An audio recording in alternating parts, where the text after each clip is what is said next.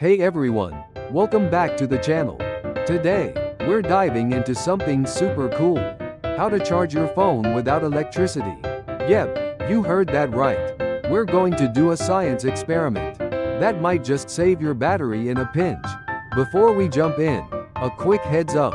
This won't fully charge your phone in seconds. It's more of a fun experiment to understand science basics. Ready? Let's go. First, you'll need a few things. Nothing too crazy. A phone duh, a lemon or a few. Copper wire. Galvanized nails or zinc-coated screws. Alligator clips optional, but helpful. A multimeter also optional, but helps you see what's happening. Got it? Awesome. Now, let's turn these lemons into electricity generators. The science is neat. It's an electrochemical reaction. The lemon juice is an electrolyte, and the copper and zinc are nail or electrodes. They interact, creating a small electrical current. Think of it as a tiny, fruity battery. Here's how you do it. Prep the lemons. Roll the lemons to soften them up. Then, push a nail into one side of each lemon. On the other side, insert copper wire. Connect the citrus circuit if you have alligator clips.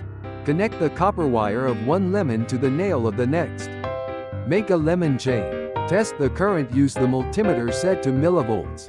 Connect the probes to the first copper wire and the last nail. You should see a small voltage. Connect to your phone. Connect the copper wire to the positive terminal of your phone's charging port. Connect the nail to the negative terminal.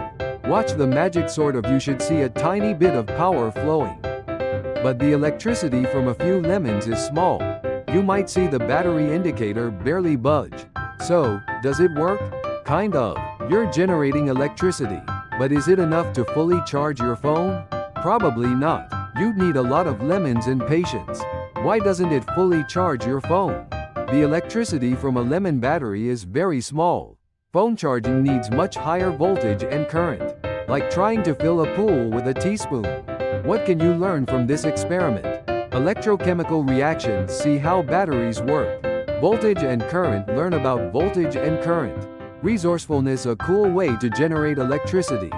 There you have it, a fun science experiment. Remember, it's not a charger replacement, but a great learning tool. Try it and tell me in the comments if you did. Like this video, subscribe, and hit that notification bell. Thanks for watching, and see you next time.